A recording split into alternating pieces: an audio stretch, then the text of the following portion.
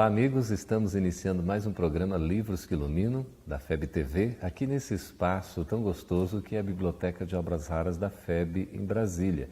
E hoje temos a oportunidade de conversar com Max Lânio Lacerda, que é trabalhador da Federação Espírita Brasileira e atua aí na área das palestras, do estudo sistematizado e também da mediunidade. Não é isso, Max? Isso mesmo, Geraldo. Estamos muito obrigado, agradecidos pela oportunidade. Seja muito bem-vindo. E é a nossa oportunidade, Max, aí de compartilhar com os nossos amigos a leitura e a divulgação desta obra aqui, Nos Bastidores da Obsessão.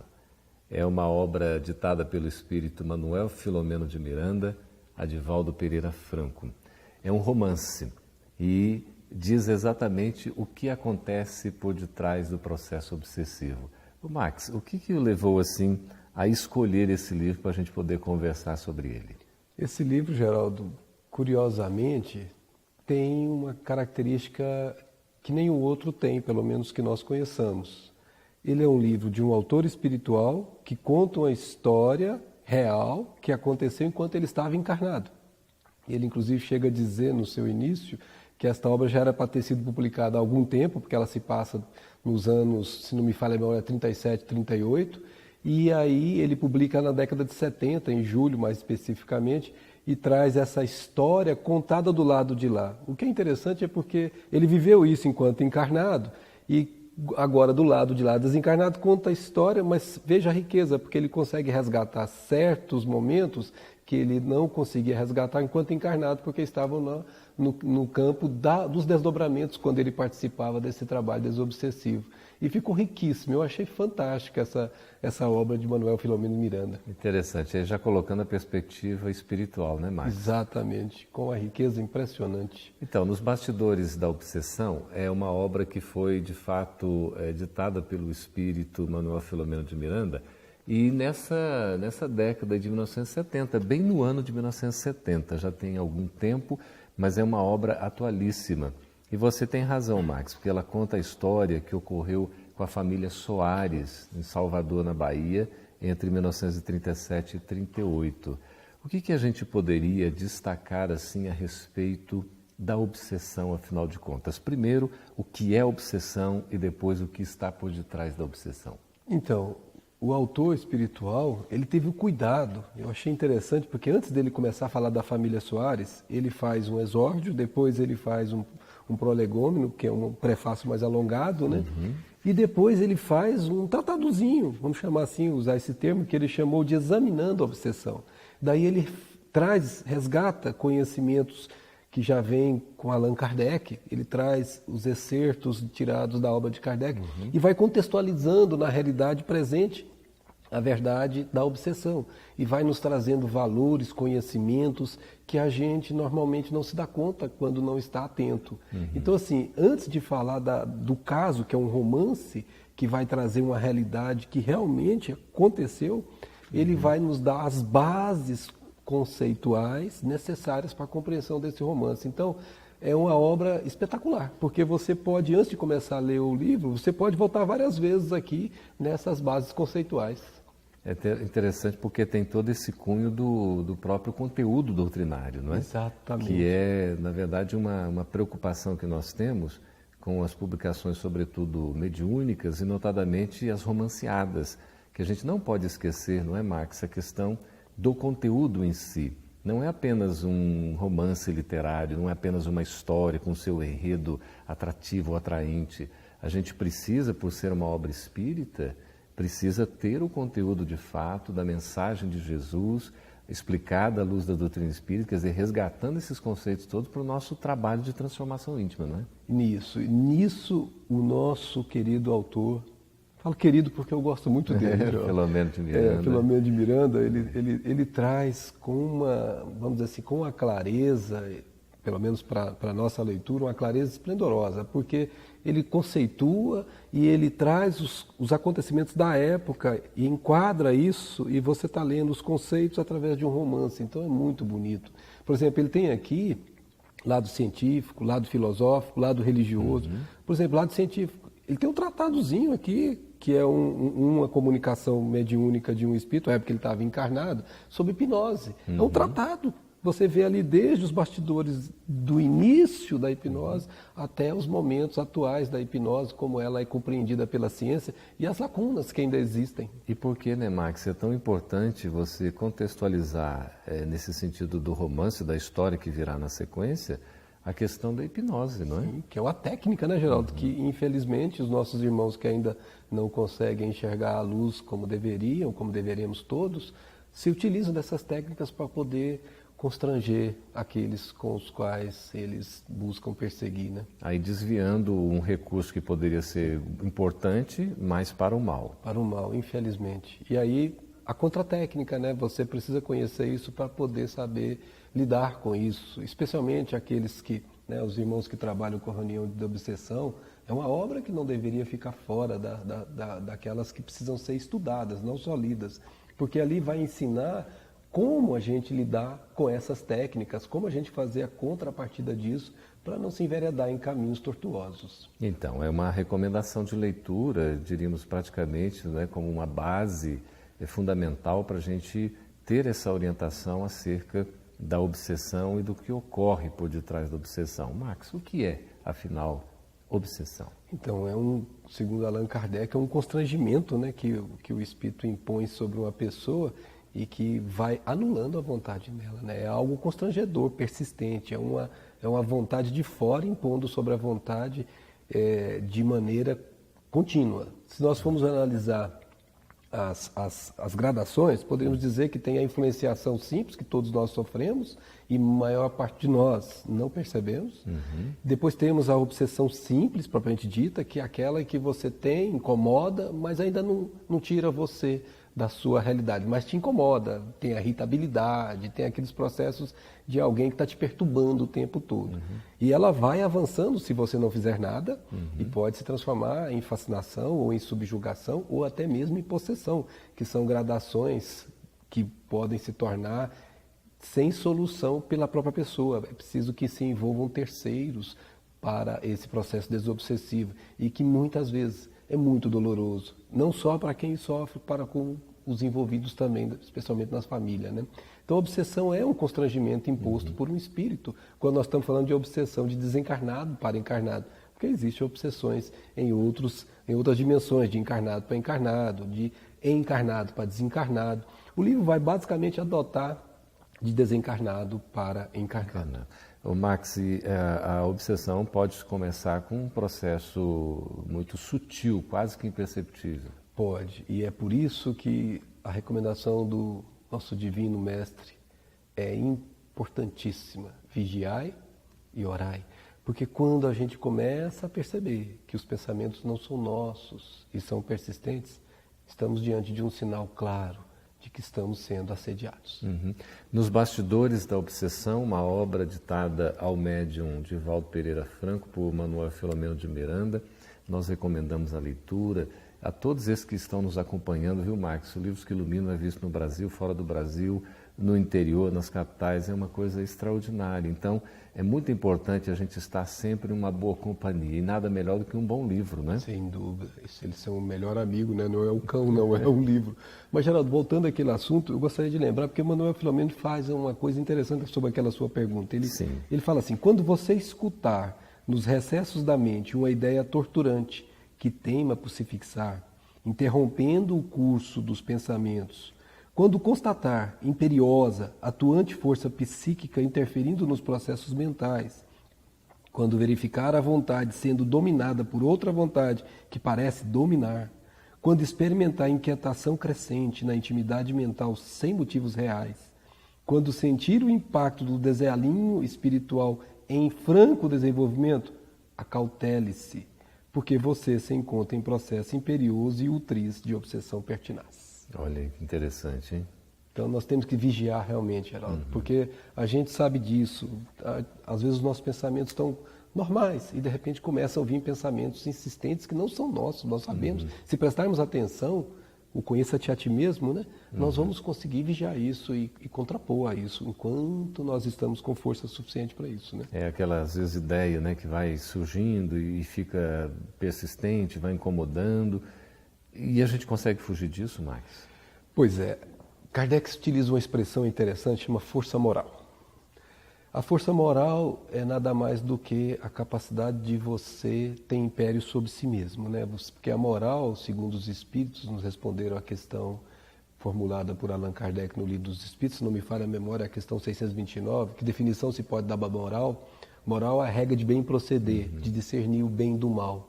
O homem procede bem quando cumpre a lei de Deus. Fazer o bem de todos, porque então cumpre a lei de Deus. Então, moral é você cuidar daqueles 3 aspectos da lei de Deus. Amar a Deus sobre todas as coisas e ao próximo como a ti mesmo. E ninguém pode amar ao próximo sem amar a si mesmo. O primeiro movimento que nós temos que fazer é o a si mesmo.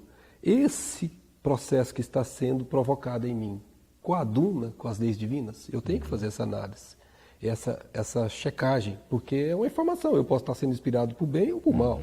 Eu posso estar sendo provocado por bem ou por mal. E a gente consegue distinguir? Se tivermos vigilantes, por isso que a gente precisa estar no processo de espiritualização. A gente não pode viver no mundo sendo do mundo ou sendo mundano, como Jesus nos diz. Temos que viver no mundo sem estar no mundo propriamente dito, nas coisas mundanas. Emmanuel, no livro que André Luiz escreveu em primeira mão, que foi o Nosso Lar, ele faz lá no seu prefácio um comentário, uma pergunta: precisamos do Espiritismo?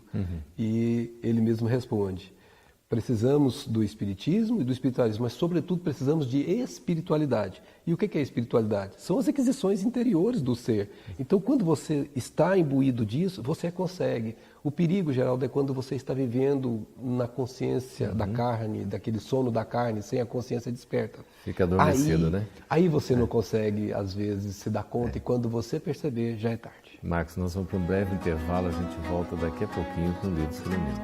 Segure aí.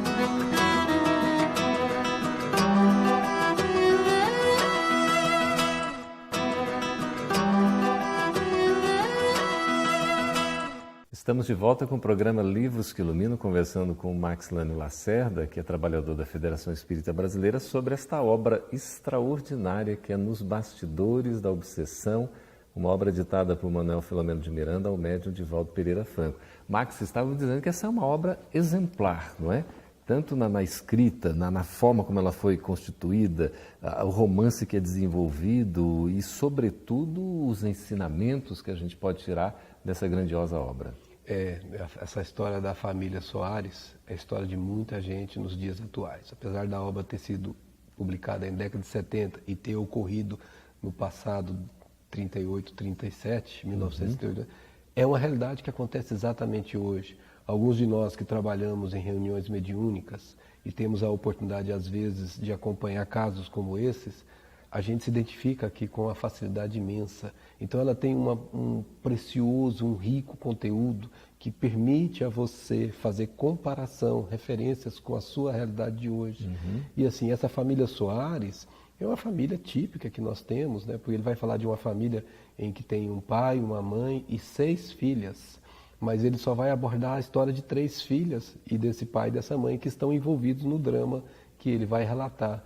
E ele vai incluir nessa narrativa esses valores doutrinários, esses valores que fazem você parar para pensar, né? Esses valores que fazem você refletir e que às vezes foi o descuido que você deixou acontecer e que levou àquela situação dramática de uma obsessão severa, né? O que acontece com a família Soares? Pois é, ele começa narrando já no centro espírita, e da família Soares tinha apenas a mãe, a Dona Rosa, e a outra filha, que era a nossa menina, vamos dizer assim, de ouro da família, que é aquela que seguia o evangelho, que fazia leitura, que acompanhava a mãe. E tinha a Mariana, que era a o centro das atenções, porque era quem estava sob o processo obsessivo severo.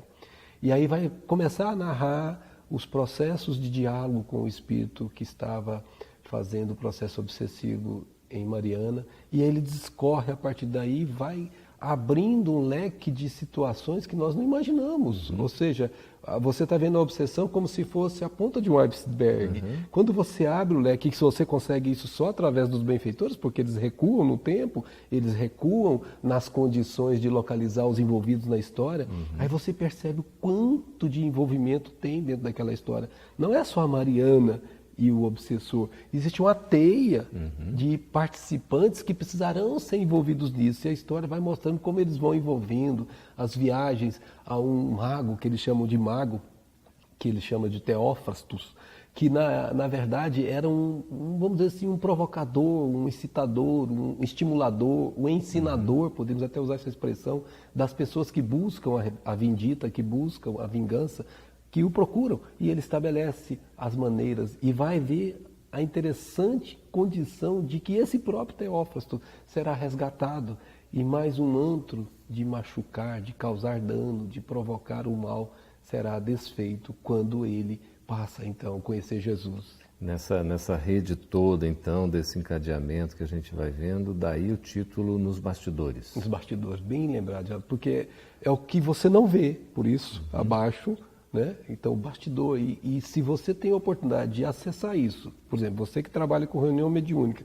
que está encarnado, você não tem esse acesso dessas informações, salvo quando o teu benfeitor, quando o dirigente espiritual da reunião traz algumas informações, mas ele não pode trazer tudo. Mesmo a época que ele estava encarnado, o autor, ele conseguia ter parte, e ele relata isso. Por exemplo, quando ele começou a ter o contra-ataque dos irmãos que não aceitavam que se desfizesse aquele limbo, aquela ligação, aquele link entre o malfeitor e o que estava sendo obsidiado. Começaram a ter ataques que, quando ele estava encarnado, apesar de advertido, de alertado pelos benfeitores, ele custava a entender que aqueles ataques eram vinculados ao processo obsessivo. A gente tem uma influência, pelo menos temporária, bastante negativa, que é desse que foi no passado uma espécie de mago, de feiticeiro, o Teofrastros, né? Isso. E ele é que comanda basicamente essa rede toda desse processo obsessivo. Mariana seria uma vítima, a gente pode dizer isso? Na verdade, Geraldo, nós precisamos tomar muito cuidado com essa palavra vítima, né? Porque a vítima de hoje pode ter sido o algoz de ontem. E para saber isso, somente indo nos bastidores. E nós vamos perceber que Mariana tinha a sua parte na história quando eles fazem a regressão de memória, com ela em espírito, Mariana desdobrada, e nós vamos encontrar na história que está gravada nos extratos psíquicos dela, que ela tinha uma tomada de decisão quando casada com o Guilherme, que provocou o suicídio do próprio Guilherme e por causa disso a sua revolta, a sua vindita. E nós vamos ver que então ela tem a participação no processo, mas não se justificaria o Guilherme buscar Teófrasto para poder fazer a vindita sobre ela. Por quê? Porque isso, se ele compreendesse, as próprias leis divinas estão incumbidas de fazer o resgate natural. A cada um segundo a sua obra. Não precisava que ele fosse a pedra de toque. Aquele instrumento, né? Ser instrumento disso. Mas veja bem, você que está nos acompanhando aqui, a gente já vai ficando assim curioso, né, Max, para realmente adentrar a história, esse romance com todo o seu conteúdo. Quer dizer, é um esposo, né, que praticamente foi diante de uma situação difícil na relação, acabou se suicidando, é isso? E depois ele se torna um perseguidor. E ele vai e procura uma ajuda de alguém poderoso no uso dos recursos magnéticos, da hipnose, não é isso? Para desencadear tudo isso que a gente vai ver no romance. E nós vamos ver, Geraldo, que ele também tem as culpas dele, porque ele ficou ausente, ele preocupado em amontoar riquezas financeiras, abandonou a esposa, a sua própria condição no lar, enquanto ele ficou anos a fio fora. Então ele também é responsável, ele reconhece isso lá no final e as coisas vão começando a se enquadrar dentro da harmonia, na medida em que essa história é contada para ele, que não se lembrava direito, não conseguia ver. Então são reflexões. Como é importante esse cuidado que a gente precisa ter de uns para com os outros, não é?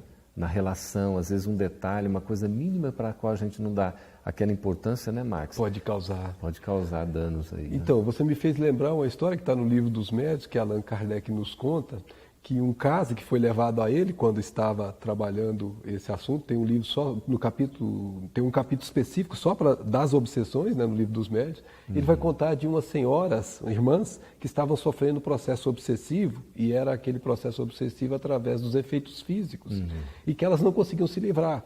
Quando levaram o caso ao Allan Kardec consultou os benfeitores, e eles explicaram, não, nós não temos como ajudá-las, elas precisam se ajudar. Mas como assim? Não, elas estão sendo a causa daquilo que está acontecendo lá. Estão alimentando. Seja mais claro, elas não param de falar dos outros, elas não param de provocar coisas ruins para os outros. E esse que está provocando, que está causando mal-estar a elas, que elas falavam muito, que prejudicou muito a vida deles e que hoje ele está buscando vingança. Então a única maneira que elas precisam é começar a orar e a trabalhar no bem e não cuidar da vida do outro. Então são coisas pequenas, apenas que as pessoas, a maledicência, as pessoas acham que não vai causar, mas às vezes podem ter gravames como esse, Geraldo. Imaginou uma obsessão por causa de um mal que você falou de alguém? Pois é. E aqui, esse trabalho todo praticamente de desobsessão que é realizado, né, junto a essa família, porque tem a condição do pai também, não é, do Sr. Soares, que não era uma condição, digamos assim, muito favorável moralmente, não é, Marcos? O senhor Mateus Soares, ele estava envolvido no drama também, e nesta encarnação presente estava vinculado à jogatina. Todo o dinheiro dele eles perdia no jogo. A dona Rosa é quem cuidava das dificuldades financeiras, ela que acabava com a costura, com aquelas tarefas humildes, e mais a filha que sustentava o lar. E ele, na verdade, nós vamos descobrir, tinha as predisposições, porque senão não estaria nessa situação, mas estava sob um processo de hipnose. Um processo de hipnose que o levava a jogar, e a meta do hipnotizador era que ele se desencarnasse por suicídio. Olha só. E é uma coisa muito interessante. A gente vê toda essa influência negativa, de perturbação, por uma série de razões, e evidentemente porque se há a abertura para que isso aconteça, né? Como você está falando, não há propriamente uma vítima, não é? É uma relação bastante complexa que a gente tem que ver nos bastidores, realmente, a realidade espiritual. Mas tem toda uma assistência também de proteção, não é, Max? Olha, nenhum deles, mesmo tendo os seus débitos para com a consciência cósmica, nenhum deles ficou sem o atendimento, sem assistência. No momento em que eles se permitiram a serem ajudados, eles foram, porque os espíritos não podem te ajudar se você se fecha. Então, o seu Mateus, por exemplo, o seu Mateus era completamente alheio, inclusive, vamos dizer assim, muito agressivo. E como é que foi que ele foi ajudado? Foi quando ele foi apunhalado da situação de um jogo por um outro que também se vinculava à história pretérita deles. Que foi um instrumento quase que para provocar a desencarnação dele. E aí ele conseguiu ser tratado, e durante o período que ele ficou na cama, ele começou a ter os pródromos do seu despertar para a realidade espiritual. Mas não foi suficiente. E no momento em que ele já estava quase curado, ele já queria vingança. Olha só. E aí o que aconteceu? A espiritualidade, eles contam isso, provocou uma nova temporada na cama. E foi aí que ele começou a ouvir o evangelho, porque ele foi quase ao óbito. E daí ele começou a refletir. Olha só, o que André Luiz chama de dor auxílio. Que coisa maravilhosa, porque a gente pensa que uma enfermidade, né, uma doença, enfim, aquela dor que a gente está sofrendo é algo negativo.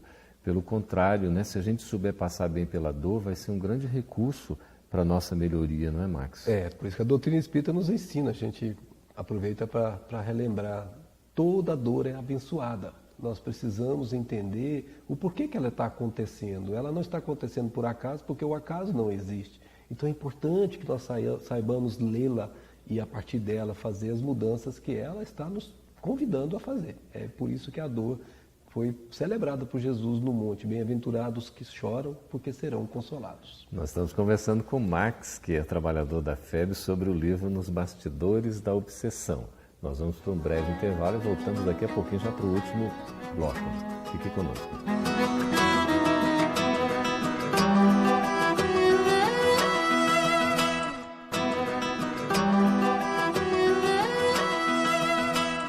Estamos de volta com o programa Livros que Iluminam, aqui na FEB TV, nesse ambiente que é a Biblioteca de Obras Raras. Já, Max, no último bloco o tempo passa rápido, muito rápido, né? E há muita coisa para a gente conversar ainda sobre esta obra maravilhosa que é Nos Bastidores da Obsessão. Eu me recordo aqui de um ditado espiritualista que eu sempre ouvi, registrei de alguma forma e até uso nas palestras, mas não tinha identificado a fonte. E fui na releitura dessa obra descobrir que está aqui. É aquele ditado que diz assim: procurei Deus, não achei, procurei a mim mesmo, não me encontrei, procurei o próximo e encontrei os três. Que coisa linda, né, Geraldo?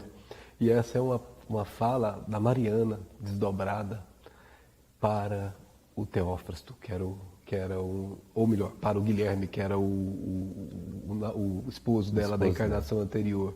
E aí ela vai mostrando para ele que para vencer as dificuldades na encarnação que eles estavam sendo preparados, que ele estava sendo preparado, ela teria essa busca, a busca de Deus, porque isso faria com que ele teria força para vencer os óbices que seguramente teria que enfrentar, porque ele contrariou a lei divina e a reencarnação seria a redenção. E é tão interessante que a gente não consegue encontrar a Deus e a nós mesmos se não for por uma relação harmoniosa com o próximo, né, Márcio? Por isso que amar ao próximo como a si mesmo é condição para amar a Deus sobre todas as coisas, né? Não há como a gente atingir esse desiderato sem que com o próximo que estejamos convivendo façamos esse amor. E aí tem que desonovelar, tem que tirar o nó da obsessão. O apóstolo João chega a dizer, interessante isso, ele chega a dizer assim, como pode-se amar a Deus que não viu se eu não amo o próximo que viu? Então é preciso, é uma condição sine qua non, é preciso que nos amemos uns aos outros primeiro, desanovelemos esses processos de ódio que nada mais são do que processos de amor doente, né? Que o ódio é o amor em doença, para poder voltar a restaurar a harmonia que deve existir entre todos nós, né? Ô Max, a narrativa da mudança desse que era praticamente um gênio temporariamente do mal, né, o Teofrasto, quando ele vai se transformando, é algo assim tocante, não é? É tocante e por um lado, Geraldo, você percebe que o mal, por mais tenaz que seja, ele não consegue resistir ao amor. E essa lição no livro fica muito nítida. No momento em que ele começa a perceber de que a amada da vida dele, lá do século XV, XIV, quando ele foi queimado na fogueira daquela época, a Ana Maria de hoje, que estava no lazareto, como se chamava aquela época, que era um local onde se colocavam as pessoas com hanseníase, naquela época, quando ele encontra, começa a despertar aquele amor que ele guardava, e, vamos dizer assim, com a carapaça de ódio, tentando vingar tudo e todos por causa disso. Aí começa essa linda modificação de um servo do mal se transformando num servo do bem. Coisa linda. Vale a pena a gente ler esse romance com conteúdo tão rico.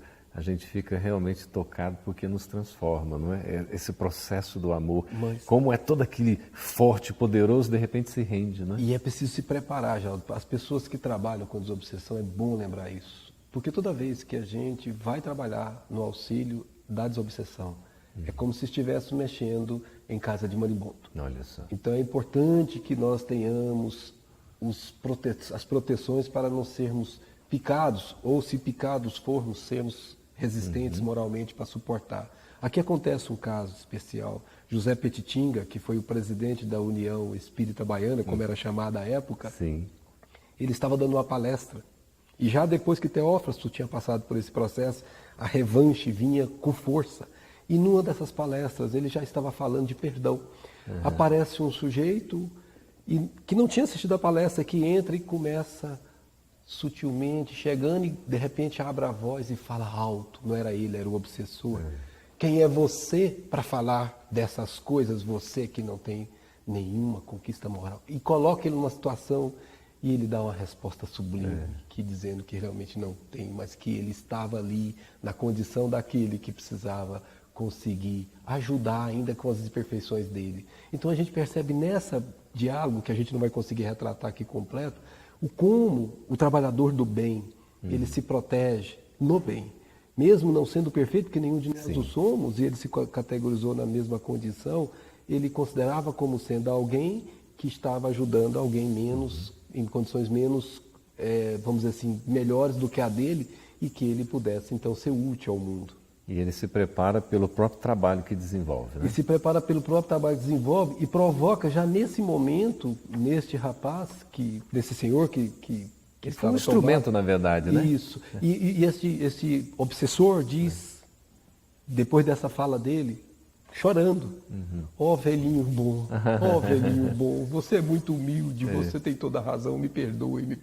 Então, no momento público, ele conseguiu dar uma lição de moral impressionante e conseguiu resgatar um irmão que estava perdido. Imaginemos a cena. É bom a gente ler o livro realmente porque é impressionante. Se fazendo uma palestra, de repente vem uma pessoa de fora, como se fosse um transeunte, não é isso, Max? Entra sendo instrumento de um obsessor, chama a atenção do palestrante, o palestrante com humildade dá o exemplo e tudo mais. Depois a pessoa é tocada, né? Aquele espírito, ele se toca, enfim, e aí se revela nessa condição da importância da gente ter o amor sobre tudo.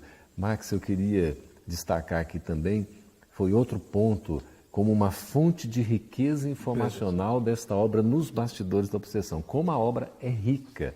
A gente fala isso porque realmente é algo impressionante.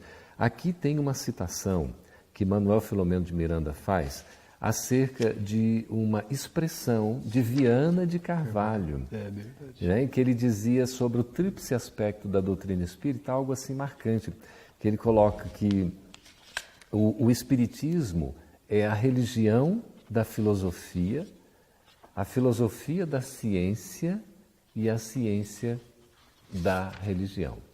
É uma coisa muito profunda, não é, Max? Está aqui, esse inclusive é um diálogo que o Petitinga estava travando com o Adalberto, que seria o futuro esposo de Mariana, que também está enovelado nessa história. E o Adalberto e Mariana, como muitos de nós, para as núpcias, querendo celebrar a moda conhecida, né, com todos aqueles aparatos externos. Sim. E ele pergunta para o Petitinga como deveria ser. E o Petitinga responde assim: o Espiritismo é a doutrina de Jesus em espírito e verdade, sem fórmulas, nem ritos, sem aparências, nem representantes, sem ministros. E aí ele diz, é a religião da filosofia, a filosofia da ciência e a ciência da religião. Veja, Geraldo, começa com religião e termina com religião, conforme predicou Viana de Carvalho em nossa casa. Então, Viana de Carvalho falou isso lá enquanto estava encarnado. Então, veja que coisa linda. E são resgates que o autor traz que mostra a profundidade da obra. É uma obra imperdível, Geraldo.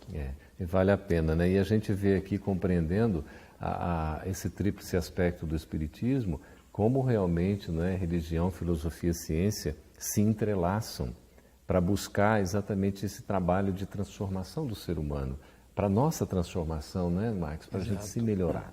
Então, e quem busca isso consegue atingir um desiderato importante. Por exemplo, Dona Rosa, ela era, vamos dizer assim, junto com a filha mais nova, a única que não tinha, vamos dizer assim, o ataque das perturbações. Ela conseguia criar uma psicosfera em torno dela mesma, porque ela vivia esse tríplice aspecto. Ela vivia o aspecto religioso, ela estudava, ela ia ao centro, ela participava do centro, quer dizer, ela tinha todos os vamos dizer assim, os requisitos, ela estava conquistando os requisitos para ter uma psicosfera que a protegia, apesar dos miasmas que ainda estavam dentro da casa, do lar que ela habitava. Sim. Então ela estava protegida, mostrando que o mal só atinge quando nós estamos desguarnecidos dessas condições superiores da vida, né? Essa perseverança, digamos assim, numa vigilância é extremamente necessária para o equilíbrio, não é, Marcos? Sobretudo para as famílias que têm processo obsessivo.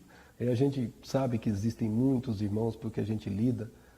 O processo obsessivo é muito severo, é muito duro, sobretudo quando ele está nas condições de subjugação, principalmente. Mas ele pode ser revertido. E é preciso que para essa reversão aconteça que nós mudemos os nossos modos viventes, que nós passemos a fazer a reforma interior e que possamos então começar a buscar o Divino Mestre, porque aí então abriremos canal para os benfeitores nos buscarem e nos ajudarem. Então quem estiver passando por um processo desse, não só leia o livro, mas procure uma casa espírita e seja orientado por isso, que com certeza o processo será desvencilhado. Max, já nos encaminhando aqui para o fechamento, né, nós temos a fala ainda de José Petitinga, dizendo que o Espiritismo é a religião do amor e da verdade, na qual cada um é responsável pelos próprios atos, respondendo por eles conforme o conhecimento que tenha da imortalidade, dos deveres. Nós somos responsáveis? Sem dúvida, Geraldo, e os bastidores mostram isso, né? Muitas coisas que as pessoas não entendem porque que acontecem com elas têm raízes mais profundas, e quando nós conhecemos a vida futura e buscamos o símbolo do amor neste planeta que é o Mestre Jesus, não há como não vencer o mal. O mal é algo que nós chamamos de temporário, é a ausência do bem. No momento em que a luz chega, as trevas, a escuridão não se sustentam, mas a escuridão não chega nas trevas, nas luzes. Jesus. Nunca. O inverso, sim. Então, depende de nós. É nossa responsabilidade buscar o amor dentro de nós mesmos. Então fica aí o convite para que nós possamos ler esta obra, ler e meditar sobre os seus ensinos, Os Bastidores da Obsessão, uma obra ditada ao médium Divaldo Pereira Franco pelo espírito Manuel Filomeno de Miranda, uma edição da Federação Espírita Brasileira, uma edição primorosa, né, Max? Tão bonita, gostosa de ler, no tamanho da letra, no projeto assim gráfico. Então vale a pena a gente revisitar essa obra. Quem já leu, estude. Quem não leu ainda tem a oportunidade de ler, porque vale a pena. Max, muito obrigado por sua presença e seus esclarecimentos aqui. Nós que agradecemos pela oportunidade de compartilhar isso, Geraldo. Muito obrigado. Agradecemos também a sua companhia, sempre muito bem-vinda aqui em Livros que Iluminam na FEB TV. Esteja conosco na próxima edição do programa. Até lá.